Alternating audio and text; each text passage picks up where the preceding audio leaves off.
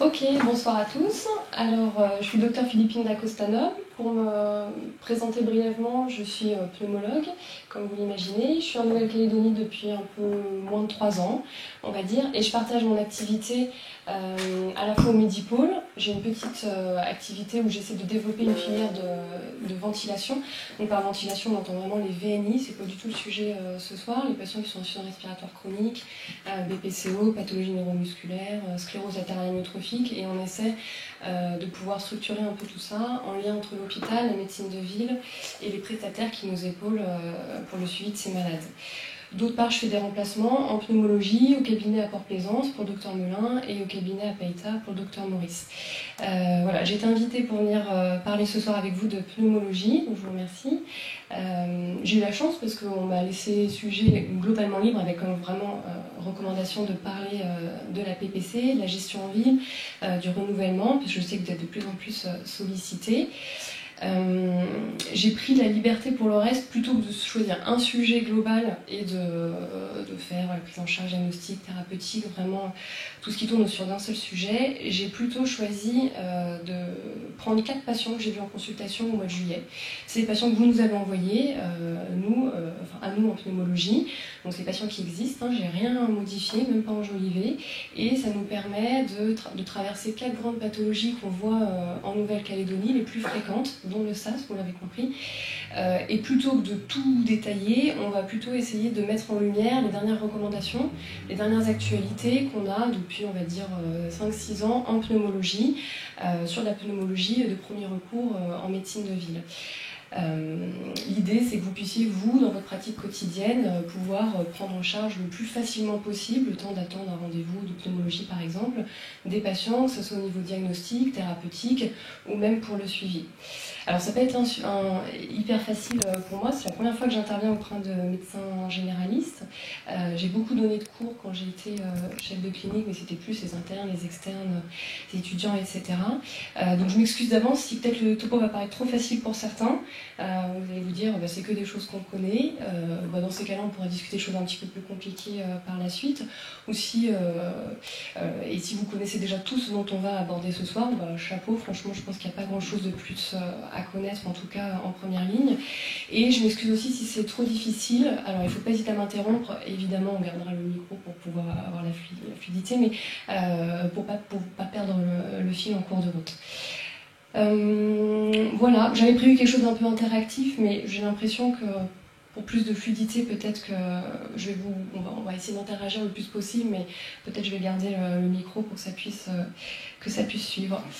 Voilà pour l'introduction, donc on va attaquer directement.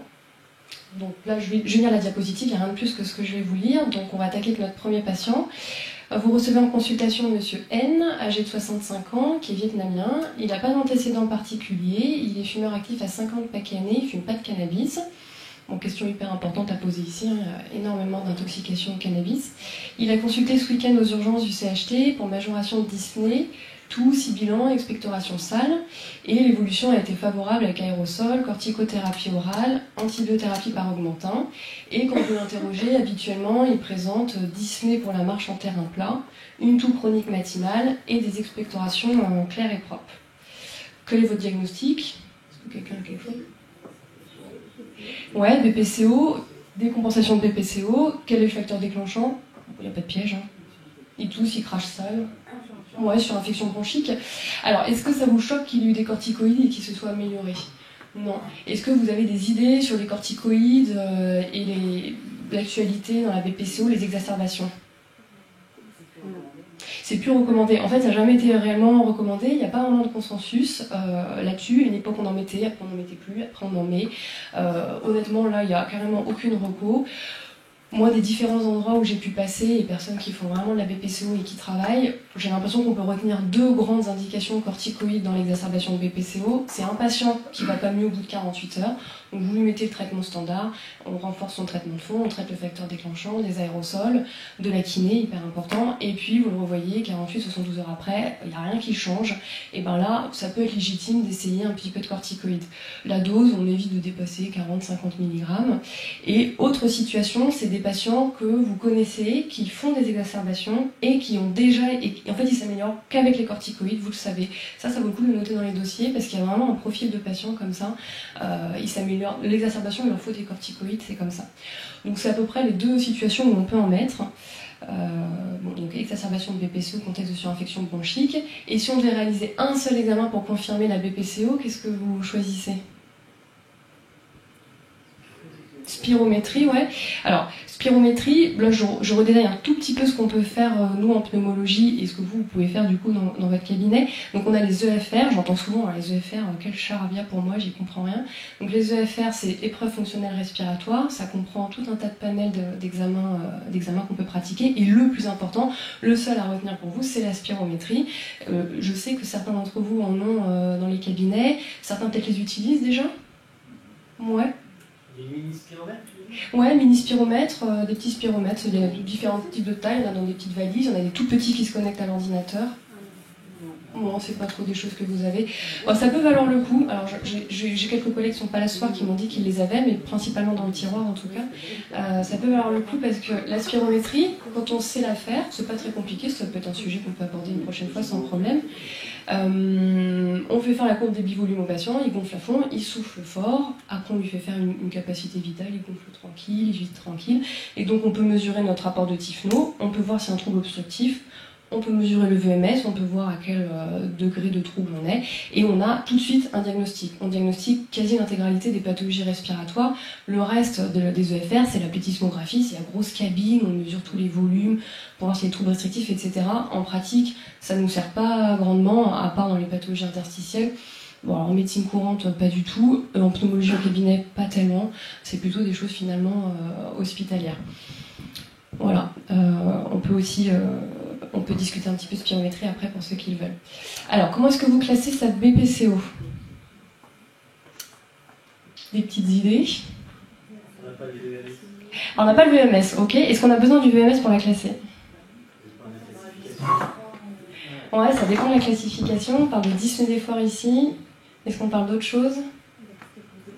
D'exacerbation, ouais, exactement. En fait, j'ai volontairement pas mis le VMS parce que jusqu'en 2017, c'est vrai, on utilisait vraiment le VMS. On a tous appris la BPCO. Ça se classe avec le VMS, Gold 1, 2, 3, 4. On avait retenu 80% au-dessus de 80 Gold 1, entre 80 et 50 Gold 2, 50-30 Gold 3 et moins de 30 Gold 4. Ou alors, si le patient a l'oxygène ou la VNI, Gold 4 d'office. En fait, on s'est aperçu avec le temps que ça, c'était pas vraiment corrélé avec la clinique, que la plupart des patients, ils avaient parfois un VMS à 50%, mais on les croise partout dans la rue, ils font jamais d'exacerbation, ils sont parfaitement bien. Et d'autres, ils ont un VMS à 75%, 70%, ils sont hyper essoufflés et ils font des exacerbations hyper régulièrement. Donc, le 1, 2, 3, 4 est pas forcément corrélé aux symptômes quotidiens et surtout, le traitement qui en découle, il est plus du tout en lien avec le VMS, il est vraiment en lien avec les symptômes. Donc j'ai entendu dyspnée, exacerbation, c'est tout à fait ça. Les nouvelles actualités, en tout cas les dernières recommandations qui sont les plus à jour de la BPCO, elles datent de 2017, donc ça fait quand même 6 ans, il n'y a pas de nouvelles choses qui sont sorties depuis. Et en fait, on classe vraiment la BPCO, alors ça c'est le tableau de référence, il est en aucun cas à connaître ou quoi que ce soit. Moi, je m'arrive encore de le re-regarder, je sais plus très bien, ABCD de temps en temps, j'utilise quand même souvent, mais parfois ça peut m'arriver d'avoir des petits doutes. Donc on voit sur ce tableau que il y a encore le VMS qui apparaît, donc on diagnostique les EFR, on diagnostique avec les EFR, ok, ça on est tous d'accord, on a un trouble obstructif qu'on évalue, on a encore le VMS qui sort, donc 1, 2, 3, 4 avec des seuils. Ça en pratique, finalement, le VMS, on mesure au diagnostic, il ne nous sert pas à des tonnes de choses, à part pour voir si le patient s'améliore par la suite, ou quand il n'est pas très bien, on mesure le VMS, et si par contre il a vraiment perdu 15% de VMS, bah là on s'inquiète. Mais sinon, dans la pratique quotidienne, pas tellement. Et en revanche, par contre, ce qui sort là, c'est exacerbation, symptômes. Donc les ABCD, dans quel sens on les utilise? Pour vous, ça n'a pas tellement d'intérêt. Pour nous, c'est plus un langage un peu codifié quand on se fait les transmissions, mais c'est vraiment les deux questions à poser.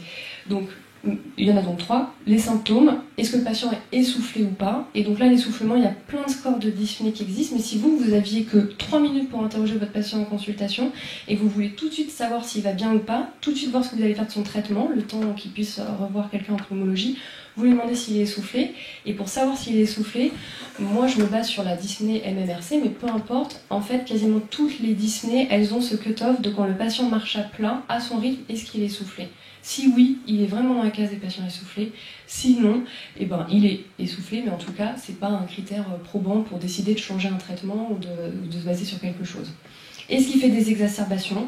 S'il en a fait une et qu'il a été hospitalisé, on dit qu'il fait des exacerbations. S'il en a fait au moins 2 dans l'année, on dit aussi qu'il fait des exacerbations. Donc s'il en fait moins 2 ou s'il n'a pas été hospitalisé, il n'est pas exacerbateur. Et après, on peut quand même noter le VEMS, il y a quand même des choses qui vont rester. Ça, c'est important parce que de ça découle tout le traitement. Donc là, on a un patient qui est essoufflé quand il marche en terrain plat, il fait des exacerbations, il est donc Gold D, ça peu importe, donc il est essoufflé, il fait des exacerbations. Quel traitement est-ce que vous allez lui mettre en première intention, là, comme ça? Ouais, bronchodilatateur, seul, double, avec des corticoïdes. Vous commencez par quoi? Ouais, seul. Ouais, seul. Donc vraiment, peu importe la mise en route, c'est toute la même chose. Alors, ça, c'est les dernières recommandations dans le collège de pneumologie française. Le patient, il est soit essoufflé, soit exacerbateur. On met un bronchodilatateur longue durée d'action. Même s'il vient de faire une exacerbation, même s'il a été hospitalisé, même s'il sort de réa, il n'y a rien qui justifie qu'on mette plus. En tout cas, en première intention. Donc, on va voir après comment s'en sortir avec tout l'esprit qui existe, mais un bronchodilatateur de longue durée d'action, et si on veut faire quelque chose d'un petit peu plus pointu, s'il vient de faire une exacerbation, on peut mettre un anticholinergique, donc anticholinergique par exemple le Spiriva. Mais si déjà on met juste un seul traitement et qu'on met le bronchodilatateur, on est déjà parfaitement dans les clous. Et ensuite on réévalue au bout de 3 mois. Et au bout de 3 mois, et en fait on réévalue tout le temps, 3 à 6 mois, et c'est toujours les mêmes questions qu'on pose. Est-ce qu'il est essoufflé? Est-ce qu'il a fait une exacerbation dans l'intervalle, à laquelle vous n'auriez pas forcément été au courant, qu'il allait voir SOS médecin, ou il est passé aux urgences. S'il est essoufflé, eh ben, on rajoute des bronchodilatateurs. S'il fait des exacerbations, on rajoute des corticoïdes inhalés. Et il faut vraiment naviguer comme ça, avoir en tête essoufflement, bronchodilatateur, exacerbation, corticoïdes inhalés. Ça fait 1 an que je ne l'ai pas vu, il n'a pas fait une seule exacerbation, je vois un corticoïde inhalé traîner dans son traitement, je le retire. Ça fait 1 an que je ne l'ai pas vu, il a fait 2 exacerbations, il n'a qu'un seul bronchodilatateur, je rajoute un corticoïde. Ça fait 1 an que je ne l'ai pas vu, il est essoufflé, je rajoute un bronchodilatateur. En fait, il va beaucoup mieux, il est plus essoufflé, il est moins essoufflé parce que il a repris du poids, il a fait de la réhab, je sais pas, il a arrêté de fumer, je retire un bronchodilatateur. Il faut vraiment pas hésiter à step up, step down, comme dans l'asthme, on monte, on descend le traitement, jusqu'à ce que le patient soit parfaitement bien équilibré et qu'on ait vu que tel traitement en particulier, c'est le traitement minimal qu'il lui faut. Voilà, et s'il continue à être essoufflé avec de bronchodilatateurs ou qu'il fait une exacerbation, on peut prescrire des triples thérapies. Finalement, c'est quand même assez rare dans la BPCO, alors que c'est vrai qu'on voit pas mal de patients sous traitement. Souvent, ce qui se passe, c'est qu'on lui en met un, il est pas tellement mieux, on lui en rajoute un deuxième. Après, on voit qu'en fait, il y a un truc double qui existe, hop, on le combine dans un traitement, donc lui, il pense qu'il en prend un. Après, il sait plus aussi, il vous a pas dit qu'il avait un tel, donc on en rajoute un autre. Puis après, il arrive à la consultation, il vous sort du Spiriva, l'Incrus, du Relvar, il y a tout sur la table, il y a 3 ordonnances différentes qui traînent, la nôtre, la vôtre. Voilà, il faut parfois se poser, reprendre ce qu'il a exactement, dyspnée, exacerbation, et je choisis l'un ou l'autre. Je vous l'ai remis ici écrit, donc on met un bronchodilatateur en longue durée d'action et on réévalue à 3 mois. S'il est mieux, on garde le même traitement. S'il est toujours essoufflé, bronchodilatateur. S'il exacerbe, corticoïde inhalé. Alors, qu'est-ce qu'on peut choisir comme traitement? Ça, c'est aussi une question que j'entends toujours, mais il y a des tonnes de sprays qui existent. Je vous ai mis ici cette plaquette qui vient d'un laboratoire, la Boehringer. Bon, j'ai aucun conflit d'intérêt avec eux ou avec qui que ce soit d'ailleurs, mais je la trouve vraiment particulièrement bien faite. Je leur ai demandé leur accord pour pouvoir la diffuser ce soir. Ils en avaient plus en stock, sinon j'en aurais bien amené, mais ils vont en recevoir d'ici la fin de l'année et vous pouvez vous la procurer. Cette plaquette, elle est vraiment très bien. On va pas du tout la détailler ce soir, c'est pas l'objectif, mais c'est un outil que moi j'utilise tous les jours et qui est hyper bien fait parce qu'on a tous les médicaments qui sont rangés par leur classe sur le côté, les bêta-2 agonistes qui soient de courte durée d'action ou de longue durée d'action, les anticholinergiques, les mixtes bêta-2 agonistes anticholinergiques, les mixtes bêta-2 et corticoïdes, et après on a les triples. Dessus c'est précisé si c'est en prise unique, 1 fois par jour ou 2 fois par jour. Et en plus on a les petits schémas, donc souvent les patients ils savent pas ce qu'ils prennent pour leur montre la plaquette, et je prends celui-là. Vous m'avez dit Symbicort, oui mais c'est le mot, c'est Serretin en fait. Voilà. Donc tout est noté dessus, et il y a en plus les noms des molécules. Alors là, ça apparaît très mal parce que c'était un PDF, j'ai pas pu faire mieux, qui apparaissent en dessous. Donc si vous la voulez, vous pourrez vous la procurer d'ici la fin de l'année via le laboratoire Boehringer. Ils étaient OK en tout cas pour que je vous la diffuse et que vous puissiez l'imprimer sinon comme ça. Voilà, et alors, donc là vous avez quand même tous ces traitements, vous allez me dire, bon bah c'est bien, on les voit, en attendant, comment est-ce qu'on les prend? Parce qu'on sait qu'un traitement bien pris dans la BPCO, c'est quand même un traitement qu'on comprend, qu'on peut expliquer aux patients. Et donc là, moi ce que j'utilise très souvent, alors de moins en moins parce que j'ai un petit peu plus l'habitude, mais ce que j'utilisais vraiment beaucoup à une époque, c'est ce site internet. Vous tapez Guide Zéphyr SPLF sur internet et vous tombez directement sur cette page, et là vous avez tous les sprays qui existent en France. Vous pouvez cliquer dessus, donc ça a été fait par mes anciens collègues à la Pitié, et vous pouvez cliquer dessus, et en fait on a une démonstration de comment prendre le médicament. Certains endroits en France, et ça pourrait être un projet pour ici, quand on tapait le nom du médicament, il y avait le QR code de la petite vidéo qui se mettait directement dans l'ordonnance, et le patient il sortait de la consultation avec son ordonnance, et avec son portable, il pouvait flasher le QR code du médicament qu'on lui avait prescrit et voir comment directement il arrivait sur la vidéo en question. Faudrait que je me renseigne, peut-être qu'on pourra arriver à faire quelque chose comme ça, mais c'était avec le gros logiciel de prescription Orbis de la PHP. Voilà, donc ça vous pouvez vous le noter, parfois vous regardez sur la petite plaquette, oh tiens celui-là il a l'air pas mal, je sais pas moi, le Giviter par exemple, hein, et puis vous regardez comment est-ce qu'il se prend sur cette vidéo, puis vous pouvez le montrer au patient. Voilà, le reste des mesures associées, il n'y a pas de grands changements, je pense que là, j'apprends absolument rien de nouveau. Sevrage tabagique, la petite particularité, bon c'est peut-être clair pour tout le monde, mais souvent on voit les patients qui me disent, bon finalement j'ai pas arrêté de fumer, j'ai pas mis les patchs, parce qu'on m'a dit que si je fumais avec, ça allait pas bien se passer. Bon, vraiment, je le dis, redis, on peut fumer avec les patchs, il faut fumer avec les patchs, il n'y a aucun problème, patch, cigarette électronique, tout, vraiment, il ne faut pas hésiter à tout mélanger, il faut vraiment se battre avec ça. Bon, les vaccins, rien de nouveau, activité physique, équilibre diététique non plus, réadaptation respiratoire, j'insiste un petit peu, c'est vrai, parce que ça apparaît pas comme ça dans les choses les plus importantes pour le patient, mais c'est vraiment un moyen de lutte contre l'essoufflement qui est hyper important. Et on n'y pense pas assez souvent, et je trouve particulièrement, alors bon moi je venais aussi d'un endroit où il y avait un gros SSA respiratoire, on travaillait en lien, mais ici particulièrement, je sais pas si c'est parce que c'est peut-être compliqué les prises en charge parfois aussi avec la CAFAT, mais je pense que les patients sont sous-adressés en réhabilitation respiratoire, et ça peut aussi être tout à fait de votre ressort quand vous en voyez un qui est hyper essoufflé malgré tout, qui continue à faire des exacerbations, on s'en sort pas, ok, il voit le pneumo, mais vous pouvez aussi dire aux patients, vous pouvez insister pour faire une réhabilitation respiratoire, ça peut vous faire du bien, et ça c'est vrai. Alors c'est pris en charge par la CAFAT, ils étudient les dossiers, normalement c'est pris en charge à 100%, mais parfois il y a des refus parce qu'ils estiment que le motif n'est pas justifié. Bon, alors après il faut les appeler, il faut voir avec eux, ou alors il n'y a pas de retour, parfois au bout de 3 mois, ça atterrit, on ne sait pas dans quel... On fait une demande auprès du contrôle médical. Ouais, il faut qu'il y ait un code LM. Ouais. Oui, alors la demande, je pense que c'est à nous de la faire honnêtement, mais ça peut être des choses qui peuvent être évoquées par vous, discuter avec le patient aussi en avance, parce que le patient, nous on le voit, souvent on ne connaît pas forcément, et puis on lui dit, de tout ce que je vois, ce serait pas mal de faire une réhabilitation. Alors là, non, il faut soit il est hospitalisé, soit il est en soins externes en HDJ, mais c'est quand même un petit investissement, c'est 3 à 6 semaines, tous les jours, en hospitalisation, soit conventionnelle, soit 2 jours, donc c'est vrai que c'est plus des choses, parfois qui sont plus faciles à discuter avec le médecin référent, comment il va pouvoir organiser sa vie à ce moment-là, l'arrêt de travail, etc., etc. C'est pour ça que je vous en parle aussi. On a une demande, nous, de SSR à remplir. Moi, je la remplis, je la faxe après à la CAFAT et j'ai le retour. Juste pour la vaccination, tu peux nous rappeler le pneumocoque Prévenard et Pneumo 23, 8 semaines d'intervalle, et ensuite rappel Pneumo 23 tous les 5 ans. Ouais, ça va pas changer. 3 mois plus tard, bon, la bronchorrhée s'est franchement améliorée avec le traitement que vous avez mis, et surtout parce qu'il a arrêté de fumer quand même. Sa fille vous questionne sur l'intérêt d'une radiographie thoracique pour rechercher de l'emphysème et être sûr qu'il n'a pas de cancer. Alors je sais pas vous, mais nous, ça c'est une question qui ressort tout le temps. Est-ce que j'ai pas un cancer, docteur? Alors qu'est-ce que vous lui répondez? La radio, ça sert à rien, ok, ça on est d'accord. Et le scanner? Scanodose, il y a des recommandations là-dessus en France, qui fait quoi? Dépistage, enfin c'est pas un dépistage systématique, ouais, exactement. Alors je vous ai mis ici, j'en parle quand même un petit peu parce qu'il y a possibilité que ça change dans les quelques années, peut-être même proches qui vont venir. Donc il n'y a pas d'indication claire en France. Ce qui est sûr, c'est qu'aux États-Unis, ça fait déjà depuis 2016, donc ça commence à faire presque 7 ans, qu'ils font des scanners low dose annuels. En 2016, suite à leur énorme étude NLC, ils avaient établi comme cut-off 55 ans, un tabagisme à 40 paquets années, on fait un scanner tous les 2 ans. ans. Et là, depuis 3 ans, ils ont carrément accéléré les choses. Ils ont dit en fait c'est 50 ans, 20 paquets nés, c'est scanners tous les ans. Donc eux, ils ont vraiment pris la marche en avant du diagnostic du cancer sur les scanners low dose.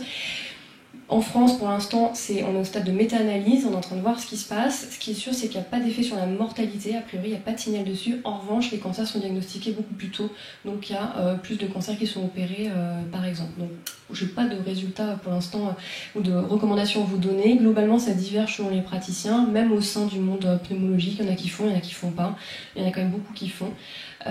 C'est vrai que le risque, c'est de surdiagnostiquer des nodules. Et si c'est le cas, et ben dans ces cas-là, on se base sur la recommandation de la Fleischner Society. Alors ça, c'est pas du tout quelque chose de votre ressort, mais en tout cas, dès qu'on découvre un nodule, il y a des recommandations qui sont hyper bien faites, que les radiologues suivent à la lettre. Quand ils vous notent en bas à contrôle dans 3 mois, 6 mois, 1 an, ils se basent sur ces recommandations. Si c'est pas précisé, vous pouvez aussi vous baser sur les recommandations, enfin en tout cas les rappeler en leur disant qu'est-ce que je fais du nodule, selon le facteur de risque du patient. L'intérêt de préciser vraiment aussi le tabagisme sur les demandes de scanner, parce que pour eux, pour pouvoir se baser sur cette recommandation, ils ont besoin de savoir si le patient est fumeur ou pas. C'est pas du tout les mêmes fréquences de scanner. Voilà, les nodules pulmonaires, donc le tableau ressemble à ça, on va pas du tout le détailler, c'est pas le sujet, je le connais absolument pas, je me pose la question à chaque fois que j'ai un nodule à regarder. Donc si on fait une petite synthèse rapide sur la BPCO, les corticoïdes dans l'exacerbation, donc on a bien revu. Globalement, on peut en tirer 2 indications, un patient qui ne s'améliore pas ou un patient qui a l'habitude d'en avoir.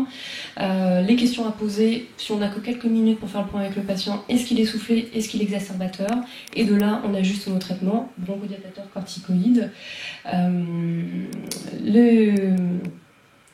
Qu'est-ce que j'allais dire? Le scanner thoracique, pas d'indication claire, mais à surveiller. Ok, est-ce que vous avez des questions immédiates là sur cette petite partie? Des choses qui vous paraissent pas claires, oui? Je reviens sur le sevrage tabagique et le dépistage. Du coup, est-ce que tu considères, une fois qu'il a arrêté de fumer, combien de temps tu vas être vigilant? Tu dis que se passer un truc, moi j'avais dit 10 ans. Ah, pour le sevrage tabagique en fait, c'est la quantité de paquets nés qui compte. Donc il a plus de 40 paquets nés, même s'il a arrêté de fumer, il est quand même à risque. Donc pour l'instant, c'est comme ça que c'est écrit dans leurs recommandations. Peut-être que si nous, il y en a qui sortent, ce sera peut-être différent. Ça, j'ai pas la réponse. À partir du moment où il a dépassé le seuil, un certain seuil de paquets nés. Oui, c'est vrai qu'à partir de 10 ans, le risque commence sincèrement à se réduire. En gros, il y a 50 ans, c'est bien de faire une première imagerie. Ouais. Et on avise après. Ouais. Ce qui se passe quand même souvent, c'est qu'il y a des nodules, et les nodules, on les suit, et c'est vrai que quand même, de temps en temps, ces nodules, ils grossissent, et puis c'est des cancers, ouais. En pratique, c'est un peu comme ça. Ok, on passe au cas clinique numéro 2. Donc, vous voyez Madame D, 38 ans. Elle est suivie pour un AF depuis de nombreuses années. Habituellement, elle est bien équilibrée sous Symbicort, donc budesonide, formoterol, à la demande, mais depuis 3 mois, elle présente une majoration de la dyspnée, tout, sibilant nocturne, 2-3 fois par semaine, oppression thoracique et recours à son traitement de secours quotidien. Donc vous suspectez un asthme déséquilibré. Au travers de ce cas clinique, on va se poser 3 grandes questions. Est-ce que son traitement de fond était initialement pertinent? Elle avait du Symbicort à la demande. Quels sont les critères de contrôle de l'asthme? Donc dans la BPCO, on a vu 2 questions. Là, dans l'asthme, il y en a 4. Si on n'a que 3 minutes pour voir avec le patient, lesquels est-ce qu'il faut qu'on pose impérativement? Et dans cette situation particulièrement d'asthme déséquilibré, qu'est-ce qu'il faut rechercher à l'interrogatoire pour pouvoir expliquer la situation et vraiment faire gagner du temps, parce que des patients dans cette situation, on en reçoit très très souvent. Donc, est-ce que le traitement de fond était pertinent? Du Symbicort à la demande, comme ça? Il faut remettre le cas. Donc, habituellement, elle est bien équilibrée sous Symbicort à la demande. Bon, d'habitude, ça va bien. Moi, c'est vrai que depuis 3 mois, ça va pas. Du 200, c'est 400. Du 200 ou du 400? Du 200. Comment? Ça fait fin de symptômes. Ça fait fond et symptômes, ouais. Alors, C'est pas mal, si il a un équilibre de cours, c'est pas mal quand elle a des trucs, des choses comme ça. ouais. Donc en fait, là, on touche vraiment à la seule grosse révolution qu'on a, en tout cas en pneumo, hors cancérologie. Donc tout ce que je vais dire, c'est basé sur les recommandations GINA. GINA, c'est les recommandations mondiales. Tous les ans, ils sortent des recommandations. Ils les actualisent régulièrement. Les 2023 ont été faites là, au mois de mai. Elles n'ont pas encore été parues. Mais tout ce que j'ai mis date de 2022. En 2019, c'est là que ça commence. Sans crier gare, ils sortent dans leurs recommandations. La ventoline n'est plus le traitement de référence à la demande pour les patients qui ont un asthme léger intermittent. Sur quoi ils se sont basés? Ils ont regardé les patients qui prenaient consciencieusement leur ventoline si besoin, et puis ils ont regardé les autres qui avaient du Symbicort en traitement de fond. Et puis quand ça allait pas, ils le prenaient, et puis à partir du moment où ça va bien, ils le prennent un peu moins, puis quand ça va moins bien, ils le prennent plus du tout, puis ça va moins bien, demain je vais venir chez le médecin, je reprends une bouffée. Et donc ils sont vraiment basés là-dessus, et ils ont vu que dans ce groupe de patients, quand on faisait casse à tête en fonction des symptômes, en suivant absolument pas la prescription médicale régulière, il y avait quand même moins d'exacerbations que dans le groupe de patients qui avaient la ventoline seule, au bout de plusieurs années. Donc là ils se sont dit, bah mince, le Symbicort utilisé comme de la ventoline, en si besoin, ça fait mieux que la ventoline. Et ça fait pareil qu'un traitement de fond par corticoïde à faible dose, en termes de prévention des exacerbations, sauf que entre un traitement à prendre tous les jours, il faut se rincer la bouche, machin, il faut pas oublier, etc. Versus je le prends que quand je me sens pas bien, et les patients, il n'y a pas à dire, ils préfèrent prendre le Symbicort dans la poche. Donc là, des tonnes d'articles sont sortis, adieu la ventoline. Les recommandations de 2019, il y avait encore, donc il y avait en première intention, on met du Symbicort si besoin, bon on peut aussi mettre de la ventoline et des corticoïdes inhalés, on voit. Et à partir de 2021, la ventoline, elle apparaît même plus dans les tableaux GINA. Et là, je vous ai mis celui de 2022, alors j'ai juste mis le tableau du haut qui est traitement de première intention, on n'est pas là pour voir les traitements de seconde intention, nous on a envie de suivre les recommandations. Là, il n'y a même pas de ventoline qui sort du tout. La ventoline, elle a carrément disparu des radars dans l'asthme. Donc, ils ont même regroupé les steps 1 et 2, donc les premiers paliers de l'asthme, pour faire simple, un patient qui a des symptômes moins de 5 fois par semaine, mais quand même 5 fois par semaine, c'est quand même déjà beaucoup, 5 fois par semaine, il se plaint de quelque chose, alors c'est hors réveil nocturne. Les réveils nocturnes, tout de suite, ça classe le patient en catégorie 3, c'est plus grave. Mais un patient qui est un peu limité dans la vie de tous les jours, qui siffle un peu de temps en temps quand il fait des efforts, etc., on va dire 5 jours sur 7, et il est éligible au traitement par Symbicort à la demande. S'il a des symptômes plus de 5 jours par semaine, donc on va dire quasiment tous les jours, 6 ou 7 jours, ou qu'il a des réveils nocturnes, dans ces cas-là, on lui met low dose, faible dose de traitement en maintenance. Alors je dis Symbicort parce que c'est un peu long de dire formotérol et corticoïdes inhalés, il y en a d'autres quand même qui existent de ce twist-là, ils sont d'ailleurs sur la plaquette. Si c'est le cas, il faut lui mettre une faible dose de Symbicort matin et soir, et si malgré tout, il est toujours, le ou la patiente est toujours pas bien, ou alors son VMS est altéré, mais ça, souvent c'est les patients qui ont eu des EFR, on lui met des doses moyennes. Et si malgré ça, le patient va pas tellement mieux, alors là on est en step 5, c'est pas du tout des patients de ville, mais dès lors on monte la dose de corticoïdes, on peut rajouter des bronchodilatateurs anticholinergiques, comme du Spiriva par exemple, et maintenant on phénotiplasme, donc là je vous le dis juste par curiosité intellectuelle, on donne des igiototales, des éosinophiles, et puis on se lance de plus en plus dans des biothérapies, et on voit bien que même tout ce qui est leucotriène, antileucotriène, le singulaire, etc., tout ça c'est pareil, ça a complètement disparu, ça n'existe plus. Théophiline, elle avait encore une toute petite place il y a quelques années, elle apparaît plus non plus. Il n'y a plus rien. Il y a les corticoïdes avec les bronchodilatateurs, on monte la dose progressivement, en dernier recours on ajoute un anticholinergique, Spiriva, Incrus, peu importe, et si ça va pas, on fait notiplasme, on met sous biothérapie et on redescend la dose de corticoïdes en marche arrière une fois qu'on l'a mis sous biothérapie. Biothérapie Xolair, Fasenra, etc. C'est des choses qui marchent très très bien. Voilà, donc oui, avant d'être moins bien depuis quelques semaines, son traitement était bien adapté, elle avait très peu de symptômes, elle était bien équilibrée, et donc ça me fait rebondir. Qu'est-ce que c'est qu'un asthme bien équilibré? Qu'est-ce que vous posez comme question? Il n'y en a que 4 à poser. Voilà, donc traitement de secours, ouais, j'utilise traitement de secours. Ouais, symptômes nocturnes, hyper important, on voit d'ailleurs que c'est la maître pièce. La toux, ça va dans les symptômes de manière générale, donc on a les symptômes nocturnes, on a aussi les symptômes diurnes, du coup, qui sont moins graves, mais à noter quand même. Et la dernière, est-ce qu'il est limité dans la vie de tous les jours, dans ses activités? En fait, ça dépend des patients. Il y en a qui vont avoir des symptômes le jour, d'autres la nuit, d'autres qui vont être limités dans les activités, et d'autres, ils vont prendre de la ventoline, ou disent qu'ils vont bien, mais ils prennent du Symbicort 2 ou 3 fois par semaine. Je dis ventoline parce qu'en vrai, il y a encore énormément de patients sous ventoline. Et ils vous disent qu'en fait, oui, ils vont bien, mais ils prennent de la ventoline 3-4 fois par semaine. Ah bon, mais pourquoi? Je sais pas, ça me serre un peu dans la poitrine. Il y a vraiment tout un tas de types de déséquilibres possibles selon les patients. Si vous devez retenir que 4 questions, et qu'il faut avancer, et c'est symptômes diurnes, symptômes nocturnes, limitation des activités, traitement de secours. Il n'y a que 2 possibilités. Soit c'est non à quasiment toutes les questions, Ou alors c'est moins de 2 fois par semaine de la ventoline et moins de 2 fois par semaine symptômes d'ion, ce qui va coller en fait avec le moment où le patient a pris la ventoline. Hein, il tousse, il siffle un peu, hop, il prend un shoot de ventoline.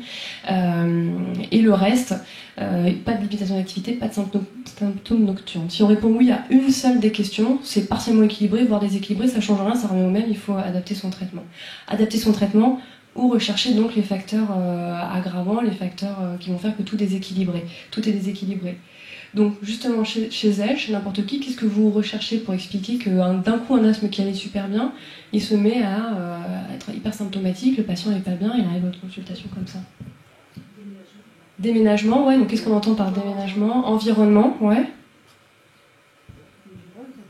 Tabac, exactement, ouais, en numéro 1. Virose aussi, ouais. Donc si on essaie de raisonner, on peut se dire, il y a tout ce qui peut agresser le poumon, que ça soit de l'extérieur, que ça soit aussi de l'intérieur, il y a certaines petites choses, certains fluides qui peuvent... RGO, ouais. Le cerveau, ouais. Anxiété, exactement. Ouais, au-delà de ça, même juste des moments de vie difficiles, hein, c'est démontré, asthme, anxiété, dépression, c'est franchement lié. Prise de poids, apnée, comorbidité. Allergie, donc là on est dans la case environnement. Et la toute première qui explique souvent qu'ils sont pas bien. Ils ont arrêté le traitement ou ils le prennent pas bien. Donc si on essaie de résumer, en 1, il y a le fait que il a un traitement mais finalement il le prend pas. Bon, soit il le prend pas, c'est assez facile. Soit il le prend mais il faut voir comment. Et donc là, vous pouvez, je sais pas si vous le faites, leur demander avec leur spray de vous montrer comment ils le prennent. Donc là, c'est le moment un petit peu détente de la matinée, donc on voit un peu tout. Il y a celui qui se met la ventoline ou le Symbicort en parfum. Moi, j'ai vu ça il n'y a pas très longtemps. J'ai un qui mangeait Jules de Spiriva il n'y a pas si longtemps que ça. Donc, je ne sais pas comment c'est possible. Ouais. Ouais, ils n'enlèvent pas le capuchon, bon, ça c'est classique. Ou alors ils essaient de le prendre par le nez, possible aussi. Qu'est-ce qu'on a vu il n'y a pas longtemps? Alors ils soufflent au lieu d'inspirer, bon ça, on peut presque leur pardonner quand on voit ce qui peut être fait, quoi. Ouais, le coup du parfum, c'était pas mal. Donc ils le prennent pas ou ils le prennent mal, ce qui revient quasiment au même. Ils tiennent pas l'apnée, alors c'est plus difficile, mais dans ces cas-là, ça soulève la question, est-ce que je vais donner un traitement qui est bien adapté? Là, hop, on retourne sur la petite pancarte qu'on a et on regarde, qu'est-ce que je pourrais avoir d'autre? J'ai mis un spray à quelqu'un de 75 ans, elle a du mal à coordonner la main, l'inspiration, franchement c'est hyper dur à faire. Je vais passer sur un truc qui souffle tout simple, à aspirer, un Relvar ou je ne sais quoi. Ou alors, lui, il adore les gélules, je vais lui mettre un truc dans une gélule. Et puis, il y en a qui aiment bien sentir le spray, il y en a qui aiment bien sentir la poudre. Vraiment, ils sont comme ça, les patients, ils ont leurs petites préférences. Les patients ils disent que le Symbicort, ils ne le sentent pas, qu'ils ne savent jamais quand ils ont piqué. Exactement, ouais. Ou non. Et comment débarrasser un asthmatique de sa ventoline comme ça fait 10 ans qu'il en prend? Voilà. C'est juste impossible. Ouais, c'est juste impossible. Ouais, c'est compliqué. Parce que le résultat avec la ventoline, il est immédiat, avec le Symbicort, il faut attendre quelques minutes. Ouais. Alors on peut leur dire, vous faites une bouffée de l'un, une bouffée de l'autre dans ces cas-là, comme ça on est sûr qu'ils prennent quand même. Il y a eu en 2019, c'était la théorie, à chaque fois qu'on fait un spray de ventoline, on prend un spray de corticoïdes inhalés seul. Donc Cuvard ou je ne sais quoi, pour justement empêcher que ça dévie en exacerbation. C'était la recommandation numéro 2 du GINA 2019, mais ils ont fini par laisser tomber en disant finalement Symbicort seul c'est mieux. Et alors, le dispositif le plus adapté, ce serait lequel pour vous? Ah ben il n'y en a pas, vraiment ça dépend des patients. Et il y en a vraiment ceux qui sont depuis tout petits asthmatiques, ils adorent les sprays. Les jeunes ils adorent les sprays vraiment, c'est vraiment le côté bouffé. Les plus âgés à qui on instaure des sprays au fur et à mesure, eux ils aiment bien tout ce qui est Relvar, donc les Ellipta là, ceux qui s'ouvrent, je sais pas si je vais les remettre là. Ceux qui s'ouvrent là comme ça, là, ceux-là. Ça, les gens ils aiment bien parce que ça se prend qu'une seule fois par jour. C'est assez facile à prendre, il y a la dose qui s'affiche devant. Par contre là c'est pareil, on sent rien du tout. Hein. Voilà. Et après il y a les vieilles capsules qui marchent aussi très bien, là, les Cibri, Ombrez, Ultibro, le Spiriva. Et les patients ils aiment bien les Respimat comme ça aussi parce que ça fait du spray comme la ventoline, mais il n'y a pas besoin d'appuyer et d'aspirer. Ils tournent le dispositif et puis après ils mettent dans la bouche, ils appuient sur un bouton et ça sort tout de suite. Ça aussi, ils aiment bien les Respimat. Du coup, en traitement de secours, on devrait mettre que du Symbicort. Ouais. Du Symbicort ou ceux qu'on voit ici, mais c'est vrai qu'on les utilise moins parce qu'on les connaît moins. Mais donc on a l'Innover ici, là je les reconnais moins. On a le Symbicort en spray ou voilà, et on a le Duo-Resp Spiromax ici aussi. On les a ici sur le territoire. Les patients, on a souvent des patients qui prennent de la ventoline de temps en temps depuis longtemps, ils n'ont jamais fait de FR, etc. Là, on aurait tout intérêt du coup à les basculer sur du Symbicort. Ah oui, ouais. C'est du 4. Ah oui. Ah oui, non, pardon. Alors là, la question c'était est-ce que les patients qui prennent de la ventoline comme ça un petit peu de temps en temps, jamais fait de FR, ils n'ont pas de pathologie forcément diagnostiqués. On aurait intérêt à les basculer sous du Symbicort. Oui, après il faut quand même diagnostiquer que c'est un asthme. Ça n'a pas été démontré dans la BPCO, ça n'a pas été démontré dans la dilatation des bronches, ni dans la toux post-infectieuse, ni dans plein d'autres choses qui peuvent faire tousser et qui peuvent justifier quand même de temps en temps de prendre un petit bronchodilatateur, même si c'est pas le traitement de référence, on a beau dire, ça soulage quand même. Ok, on en était là. Donc on avait le traitement qui n'est pas pris, on a aussi tout ce qui agresse donc de l'extérieur, donc on a dit l'environnement, les allergènes de manière générale. Ici, qu'est-ce qui agresse particulièrement ici en Calédonie qui est spécifique au territoire? Ouais, la fumée et ouais, le nickel, ça avec les polluants, donc il y en a aussi un peu partout dans le monde, mais il y a vraiment quelque chose ici. Comment? Oui, quand il brûle, donc ça c'était la fumée, et après j'ai entendu, ouais. Ah, les tortillons anti-moustiques, vous m'en demandez toujours, et là, le week-end dernier, dans la fête, là, il y avait du feu, il n'y avait pas les tortillons. Ah si, il y avait tellement de moustiques, docteur, ça les tortillons anti-moustiques, pourvoyeurs de crise, plus. Ouais, il faut leur dire en tout cas, attention, il faut rester loin des tortillons anti-moustiques, et souvent ils me disent, ah oui, c'est vrai que dès que je m'approche, ça serre. Ça, ils le disent tous, pour le coup, ça serre ou je me mets à tousser. Donc les feux, bon ça ils vont le savoir spontanément, ils vont vous le dire, hein, oui, c'était la fête, on a fait du feu, j'ai été gênée juste après, mais les tortillons tout autant. Ensuite on a donc ce qui peut agresser l'intérieur, on m'a dit le reflux gastro-œsophagien, effectivement les remontées acides, des petites gouttes qui vont dans le carrefour oropharyngé, hop ça redescend dans les bronches, là il n'y a pas à chercher, ça va faire tousser, ça va entretenir l'asthme. Et il y a aussi tout ce qui est rhinite, avec le jetage postérieur aussi, on ne peut pas contrôler un asthme si on ne contrôle pas le nez, c'est quasiment impossible, les deux sont liés, et c'est les mêmes muqueuses d'ailleurs, elles sont souvent inflammées en même temps. Après on a vu donc les comorbidités de manière générale, l'obésité vraiment, une comorbidité cardiaque, est-ce qu'il n'y a pas un petit peu d'insuffisance cardiaque, des choses comme ça, est-ce qu'il n'y a pas un SAS qui n'a pas été diagnostiqué, qui n'est pas appareillé, ça aussi, et le reste, tout ce qui est terrain, anxio-dépressif, évidemment ça rentre vraiment en compte. Voilà, on a tout dit. Les prises de spray, l'observance, la prise correcte, les toxiques, avec les tortillons et le feu, les signes ORL, RGO, psychologiques et les comorbidités. Ok, donc elle, bon, je vous l'ai noté, il n'y a rien de plus, mais c'était vraiment typique. Elle est venue au début du mois, puis je l'ai revue il y a 15 jours. Elle avait en fait une rhinite allergique persistante, un reflux gastro-œsophagien, et elle est femme de ménage, et on venait d'adopter un petit chaton dans la maison où elle travaillait. Et c'était typique, elle allait travailler, elle était gênée 2-3 jours qui suivaient. La semaine passait, ça allait mieux, elle retournait travailler, elle était gênée, etc. Là, c'est vraiment embêtant parce que personnes qui travaillent comme ça, qui ne sont pas forcément salariées, ben là, il n'y a pas beaucoup de solutions. Elle a dit à l'employeur, il faudrait séparer du chaton. Je lui ai dit, pas trop, non. Ouais, se séparer des animaux, c'est compliqué chez les gens. J'ai déjà même entendu mettre le petit en pension parce qu'il est allergique aux chiens. Ouais, à Paris. Bon, donc on lui traite tout ça et ça allait mieux. Et elle vous demande plein d'actions en cas de crise et surtout elle vous dit, docteur, quelle dose de corticoïdes si jamais je fais une crise d'asthme? Qu'est-ce que vous lui répondez? Ah oui, il faut doubler de dose de Symbicort. Et en corticothérapie orale, la dose? Moins de 60 max. J'entends moins de 40, 60 max, 1 mg kilo. Alors donc ça revient pareil, c'est les recommandations de 2019, même tout est sorti en même temps, plus de ventoline, et le 1 mg kg de corticoïdes c'est pareil aux oubliettes, ça s'applique que chez les enfants, alors même ils mettent 1 à 2 mg kg, donc chez les enfants c'est quand même plus laxiste, mais chez l'adulte c'est 40 à 50 mg, 5 à 7 jours maximum, indépendamment du poids. Et il faut vraiment lutter contre les doses de corticoïdes trop élevées dans les crises d'asthme, surtout ici on a des patients qui sont en surpoids, obèses, et rapidement si on fait 1 mg kg, on va leur faire 80 mg de corticoïdes. Moi j'en vois tous les jours, hein. Ils ont 50 ans, ils ont pris 10 kilos en 5 ans avec un asthme pas équilibré et ils prennent 80 mg de cortencil 4 fois dans l'année, 4-5 fois dans l'année, 5 jours, 7 jours parce que ça s'améliore pas. Bah le patient il a pris aussi 10 kilos au passage, ça c'est vrai. Ah ouais. Alors ça peut être plus, généralement on dit 5 jours, après si le patient va mieux, peut-être que dans quelques années on va nous dire 5 jours c'est beaucoup trop, enfin le patient va mieux au bout de 3 jours, pourquoi voulez-vous continuer? Bah oui c'est vrai, mais pour l'instant les recos c'est 5 à 7. Si jamais ça va pas mieux, on peut prolonger par contre, ouais. Même avec la population du Pacifique. Même avec la population du Pacifique, il n'y a pas d'études dessus. En tout cas, ce qui avait été, sur tout ce qui est corticoïdes, pendant le Covid, ça avait été étudié en termes de dose de corticoïdes pour les SDRA, etc. Et il n'y avait pas de différence entre obèses et pas obèses. Donc, j'ai pas la réponse à la question.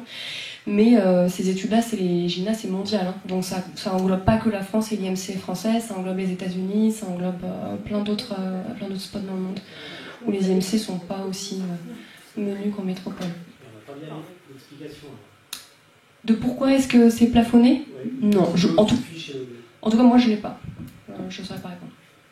Donc toi tu prescris gens fassent de l'automédication d'abord? Ça dépend lesquels. Les patients que je connais pas bien, qui viennent d'être diagnostiqués récemment, non. Des patients fragiles et âgés, non, parce que je leur dis, on reste pas dans son coin à faire l'apprenti sorcier, à prendre ses cachets, et quand ça va pas, on va à l'hôpital.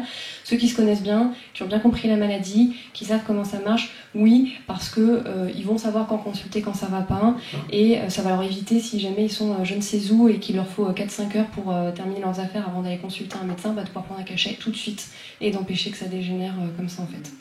Donc les patients ils le savent, là où on le faisait beaucoup, c'était effectivement dans tous les centres de réhabilitation, enfin en tout cas quand je travaillais à la Pitié, ils étaient vraiment éduqués les patients, c'était l'objectif de la réhabilitation, c'est pour ça que je parle de réhabilitation, alors c'était dans la BPCO, mais ceux qui étaient éligibles aux corticoïdes, et ils avaient vraiment des brainstorming sur quand prendre leurs corticoïdes, comment agir, que faire, etc. Et tous sortaient, les petits patients BPCO, moyenne d'âge 70 ans, avec un traitement de corticoïdes en comprimé si besoin à la maison. Et ils s'en sortaient très bien, donc c'est l'éducation derrière, c'est faisable. Oui. En pratique, moi, en consultation comme ça, quand j'ai pas pu voir le patient pendant 6 semaines tous les jours, c'est un peu plus difficile. Voilà, est-ce que vous avez d'autres choses pour l'asthme là, comme ça, on avance? Donc là, on continue. Troisième patient, on reçoit Madame I, âgée de 43 ans, elle n'a pas d'antécédent particulier, elle fume pas, elle n'a pas d'allergie, pas d'atopie, ni personnel ni familial, et depuis de nombreuses années, elle tousse, elle crache, parfois c'est propre, parfois c'est sale. On note également une dyspnée et parfois des sibilants, et elle vous dit être régulièrement traitée par antibiotiques, avec efficacité partielle, parce que dès qu'elle arrête les antibiotiques, ça va mieux, et puis après, hop, ça revient. Quels sont les diagnostics auxquels vous pouvez penser là quand vous voyez ça? DDB, ouais. Ouais, autre chose?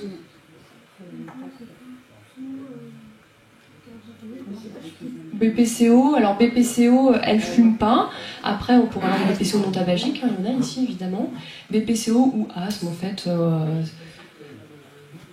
Ouais, tabagisme passif. Après, il y a des BPCO non tabagiques. Ici, il y en a beaucoup. Après, on dit qu'il y en a beaucoup. Il y a aussi beaucoup de BPCO non tabagiques qui sont finalement fait des dilatations de bronches quand on finit par faire un scanner et tout ça se mélange.